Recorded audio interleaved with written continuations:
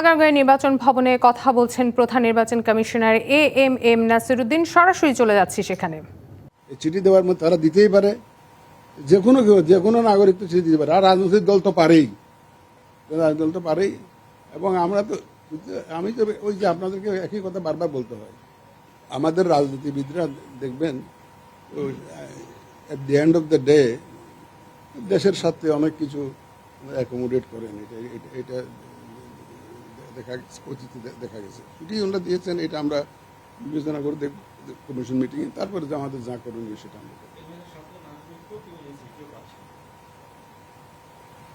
সেটা তো বলি নাই আমি, সেটা তো বলি নাই। এখন নাগরিক ঐক্য রেজিস্টার্ড পার্টি, তাদের একটা প্রতীক আছে, কি জানি প্রতীক আছে, কেটলি প্রতীক আছে। ওনারা এটা পরিবর্তে শাপলা চেয়েছে, 2টা চিঠি দিয়েছে, আমার সাথে দেখাও করেছে, কিন্তু আমরা দেই নাই। আমরা সিদ্ধান্ত নিয়েছি যে এটা দেওয়া যাবে না, আমরা জবাব দিয়ে দিয়েছি।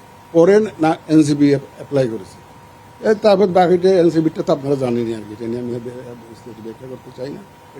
এনাদেরটা হচ্ছে সেকেন্ড অ্যাপ্লিকেশন, প্রথমটা নাগরিক এখনো দেই নাই আমরা।